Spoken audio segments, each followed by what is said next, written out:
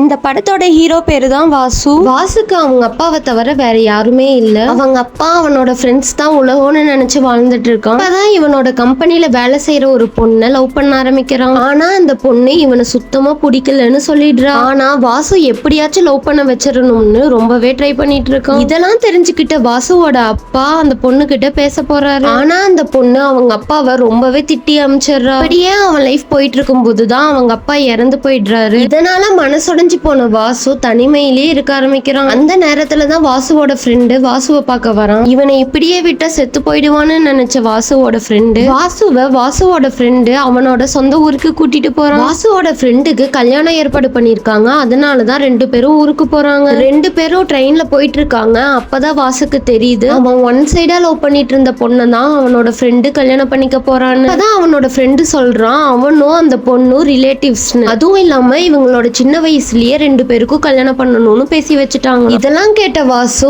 மனசுடைஞ்சு போயிடுறான். அந்த பொண்ணும் வாசுவை பார்த்ததும் ரொம்ப கில்ட்டியா ஃபீல் பண்ண ஆரம்பிச்சிடுறான். அப்படியே அவன் ஃப்ரெண்டோட சொந்த ஊருக்கும் போயிடுறாங்க. வாசுவும் அந்த பொண்ணும் யாருன்னே தெரியாத மாதிரியே இருக்க ஆரம்பிச்சிடுறாங்க. இப்படியே போயிட்டு இருக்கும்போது அவனோட ஃப்ரெண்டோட பாட்டிக்கு உடம்பு சரியில்லாம போயிடுது. அப்ப வாசு போய் அழுதுகிட்டே அந்த பாட்டி கிட்ட பேசிட்டு இருக்கான். அதெல்லாம் கேட்டுட்டு இருந்த பாட்டி திரும்பவும் கண் முழிச்சிடுறாங்க. அவனோட ஃப்ரெண்டுக்கும் அந்த பொண்ணுக்கும் கல்யாண ஏற்பாடுலாம் பண்ணிட்டு இருக்காங்க. அப்ப அந்த பொண்ணு வாசுவை கூட்டிட்டு போய் நான் உன்னதான் லவ் பண்றேன்னு சொல்லிடுறா. இத கேட்ட வாசு என் ஃப்ரெண்டுக்குலாம் துரோகம் பண்ண முடியாதுன்னு ஊருக்கு கிளம்புறேன்னு சொல்றான். இவங்க பேசிட்டு இருக்கிறதையெல்லாம் அந்த பொண்ணோட தாத்தா கேட்டாரு. இதனால கோவமான அந்த பொண்ணோட ரிலேட்டிவ்ஸ் எல்லாம் சேர்ந்து வாசுவை போட்டு அடிக்க ஆரம்பிச்சிடுறாங்க. அவன் கிளம்பும் போது அந்த பாட்டியும் வரேன்னு சொன்னனால அந்த பாட்டியையும் கூட்டிட்டு போயிடுறான். அவனோட ஃப்ரெண்டுக்கும் அந்த பொண்ணுக்கும் கல்யாணம் ஏற்பாடு பண்றாங்க. ஆனா அவன் அந்த கல்யாணம் வேணான்னு சொல்லி எழுந்துடுறான். கொஞ்ச நாள் கழிச்சு வாசுவோட வீட்டுக்கு அந்த பொண்ணோட ஃபேமிலி எல்லாரும் போறாங்க. எல்லாரும் ஒன்னாவே இருக்கலாம்னு சொல்லிடுறாங்க. இதனால வாசு ரொம்பவே சந்தோஷமாயிடுறான்.